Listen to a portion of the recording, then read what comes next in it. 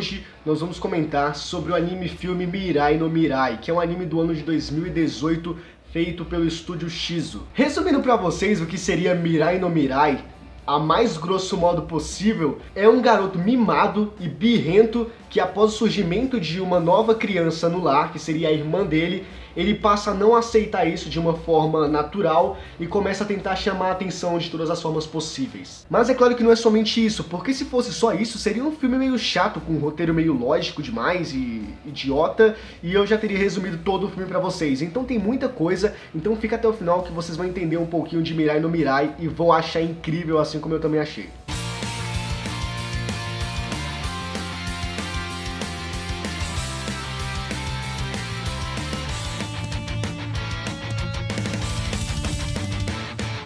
Em Mirai no Mirai, nós conhecemos a história de dois personagens centrais, pelo menos onde eles estão mais englobados na história geral do roteiro, que é o Kun-chan e a Mirai.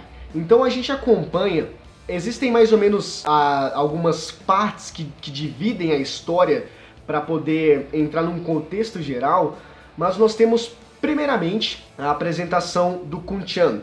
A gente entende primeiro quem é ele e o que ele passa para nas outras partes entendermos melhor o porquê de estarmos vendo aquilo. Então a gente tem inicialmente um garoto que ele, até alguns anos atrás, ou alguns meses, melhor dizendo, ele era filho único. E ele é filho de um pai que é arquiteto e a mãe, eu não sei se ela é empresária, executiva, alguma coisa do gênero. Então ele sempre teve toda a atenção do lar para ele. O fato é que com a chegada dessa nova garotinha, que foi dado o nome para ela de Mirai, ela acaba tomando toda a atenção, ela acaba roubando a cena e ele meio que se sente afetado por conta disso, porque muitas coisas que eram dele, coisas que ele tinha para ele, como o tempo dos pais ou certas regalias, ele acabou não perdendo, mas elas foram transferidas para a nova criancinha que estava na casa. E essa é uma das primeiras críticas que eu tenho em relação a esse filme, que eu não sei se poderia ser taxado como uma crítica, porque é mais uma coisa lógica do que, é uma coisa surreal, é uma coisa que não existe, uma coisa bizarra. Não se trata exatamente disso, porque o nosso querido Kun-chan, ele é um garoto extremamente birrento, e ele faz chilique, ele faz drama, ele faz cena por qualquer coisa.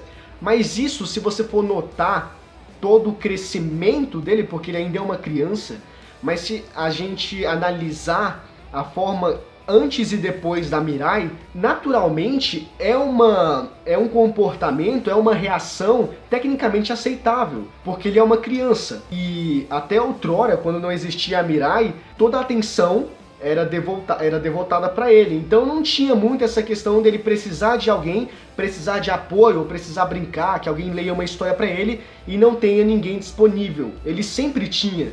Só que com o surgimento da Mirai, essas coisas passaram a ser minimizadas ou praticamente erradicadas, então ele não tinha mais toda essa atenção e, como eu disse, naturalmente essa questão dele ser birrento, dele fazer todo esse drama justamente para chamar a atenção dos pais, é uma coisa que é aceitável de certa forma porque ele é uma criança. Mas isso não altera o fato de eu não gostar dele mesmo assim.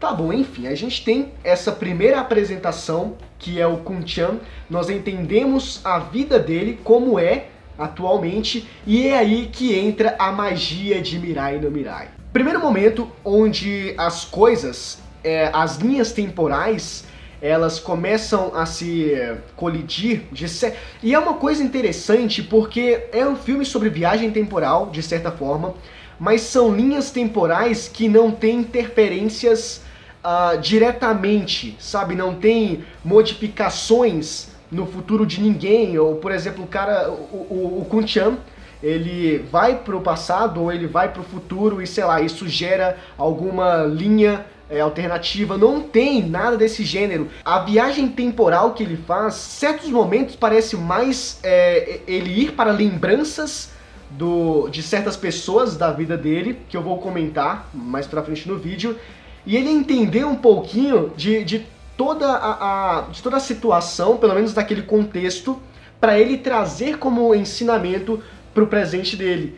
Então essa parada de viagem no tempo em Mirai no Mirai, ela é interessante. O primeiro momento é quando desse marco zero, né, pra Mirai no Mirai, é numa árvore que está plantada no quintal da casa deles, que é basicamente o índice do presente, do passado e do futuro, onde pode-se decidir em qual linha temporal ele vai aparecer, ele vai surgir. Então tem essa questão, e a primeira aparição, o primeiro índice que ele encontra, não tecnicamente é o passado, o presente ou o futuro, mas é uma aparição do cachorro, o Yoko, do cachorro da família deles, de uma forma humana.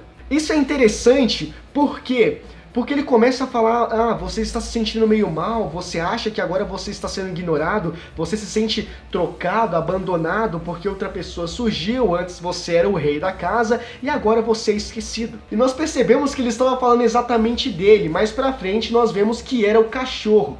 Então é o primeiro momento mágico, o primeiro momento meio que sobrenatural do anime filme. Isso é interessante e é a partir daí, esse é o primeiro ponto, é onde o Kun-chan começa a observar as coisas por uma perspectiva diferente. E essa é a temática central de Mirai no Mirai. Eu não vou enrolar muito porque existem várias coisas que acontecem dentro desse filme, então é muito importante que você assista. É bem melhor você assistir cada cena, cada detalhe, porque você consegue absorver mais coisas do que eu tentar explicar pra vocês. Porque Mirai no Mirai, ele é um filme, como eu posso dizer, reflexivo. Ele é um filme que te faz parar um pouco e pensar. Atitudes, pensamentos, modos comportamentais acima de qualquer coisa. Mirai no Mirai, ele é um filme extremamente voltado para isso. Então eu acho que se você assistir, você vai capturar melhor essa essência. Mas tentando resumir para vocês o que acontece, esse foi o primeiro momento com o Yoko, o cachorro deles, até que tem um segundo momento onde ele encontra a Mirai do futuro. Posteriormente, ele vai para um outro momento, uma outra linha temporal, onde ele encontra a mãe dele, mais jovem, na idade dele atual, criança. Depois ele encontra o bisavô dele e, futuramente, de uma coisa ali mais como um lampejo, sabe? É um vislumbre, ele encontra o pai dele. E todas essas viagens têm um propósito específico, tudo isso tem um relacionamento, tem uma coligação que é muito importante, mas não para um contexto geral da linha cronológica, sei lá, que vai alterar alguma coisa, como eu mencionei para vocês, mas tem uma importância descomunal para a própria vida do Kun-chan. Vamos dizer aqui que toda a história é um desenvolvimento pessoal do Kun-chan, e acima de qualquer coisa é uma lição para quem está assistindo, porque talvez momentos ali possamos passar por isso. Então o que acontece? Em cada momento dessas viagens que ele faz, dessas lembranças assim, entre aspas, que ele passa a ter com a mãe, com o bisavô, com a irmã, no futuro, ou seja, no passado, tudo isso acaba refletindo nele um novo senso de realidade. Ele começa a enxergar por outro panorama a situação, porque sempre que ele viaja no tempo é por conta de uma situação um pouco negativa ou frustrante e estressante que ele tenha passado no presente dele. Talvez ele queria andar de bicicleta com o pai, mas o pai estava muito ocupado cuidando da Mirai, então não tinha como dar muita atenção pra ele. Então ele começava a brigar com o pai dele, dizendo que odiava ele e saía pra fora, e aí a árvore ativava e ele voltava lá pro passado, ou ele ia pro futuro, e quando ele voltava, ele entendia que as coisas não eram bem assim, porque nesse momento em que ele estava viajando, ele entendia uma lição de moral com o personagem do passado ou do futuro. Uma coisa que antes ele não pensava, mas a partir de agora ele começava a pensar, então ele enxergava de uma maneira diferente. Então toda a história do Kun-chan e Mirai no Mirai está exatamente no crescimento intelectual.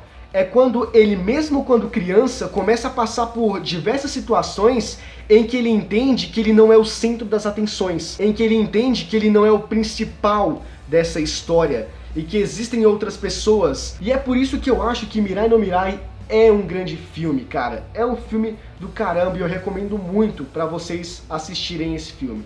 Inicialmente eu fiquei pensando, eu não tô entendendo, porque qual é a lógica de Mirai no Mirai?